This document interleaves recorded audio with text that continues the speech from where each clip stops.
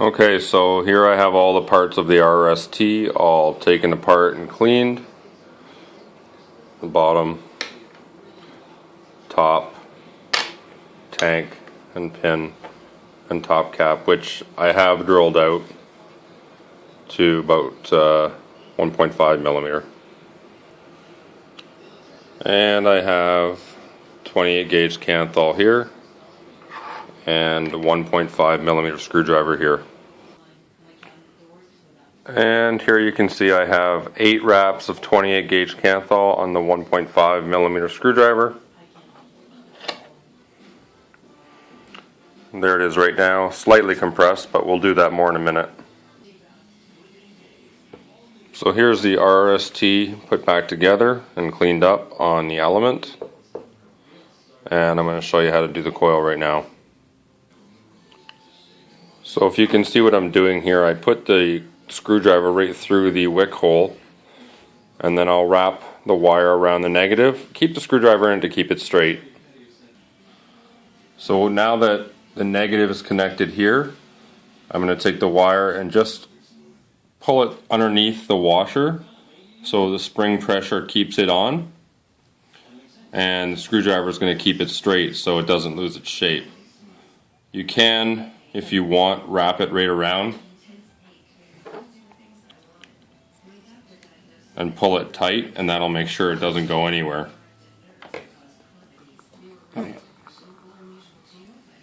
So now I'm going to heat the coil and then use the needle nose to compress the coil. So get it red hot, turn it off, grab the coil, and just squeeze it together. You might want to do this a couple times.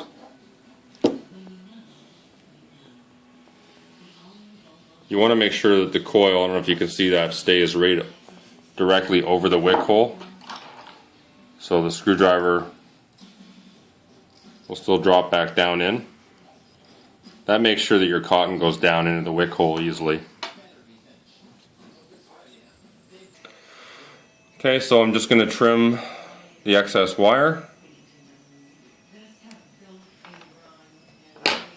And we'll check it and make sure it's still going.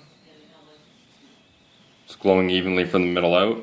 You might want to just compress it again. You really want the coil as tight as possible and floating just over top of the wick hole.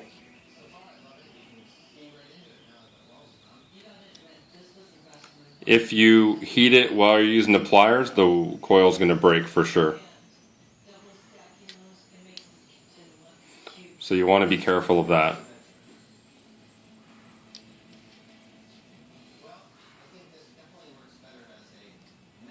You can see it's a pretty even coil.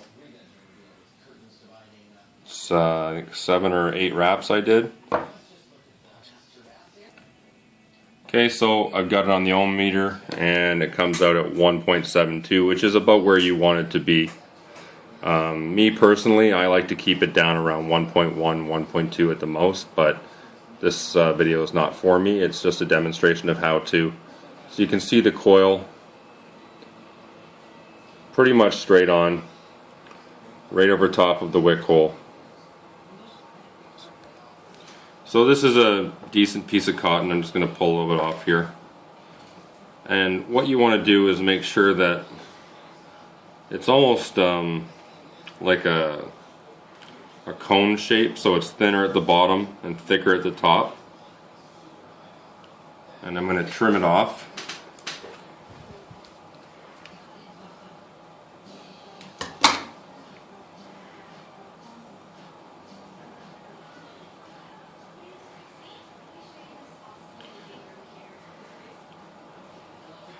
And like I said, you really don't want it too thick. You're going to feed it down through the coil. You see it's just getting into the wick hole. And I'm going to use a toothpick just to kind of push it in. We don't want it very thick. The cotton's going to expand, and if it chokes off, then you're going to run into problems. Make sure you don't dry fire this, Wes.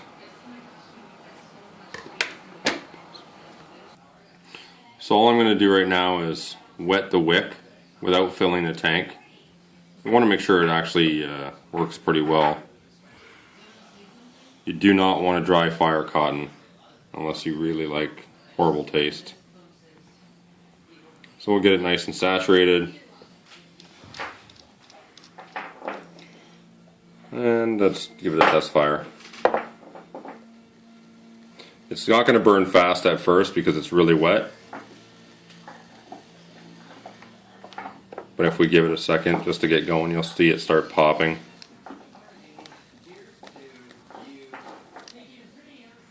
So, pretty good. So, there it is filled up. I'm going to put the stopper for the fill hole back in.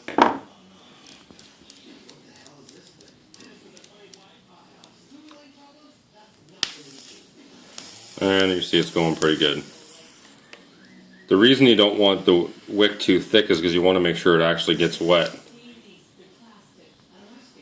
And if you find that it's getting caught up, just pull it back a little bit and trim it down.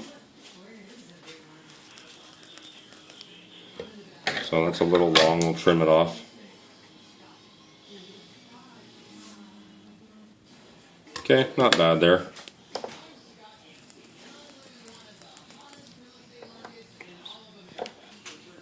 And we'll see how it vapes.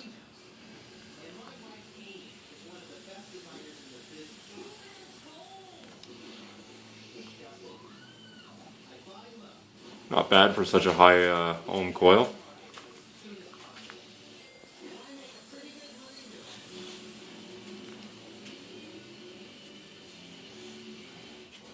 It's quite a cool vape with the coil at 1.7, 1.8 ohms. I generally vape a lot hotter, but you can see it works fine. For a single coil especially. And again, just tip it every now and then to keep the coil wet. And so there it is, compressed on the RST.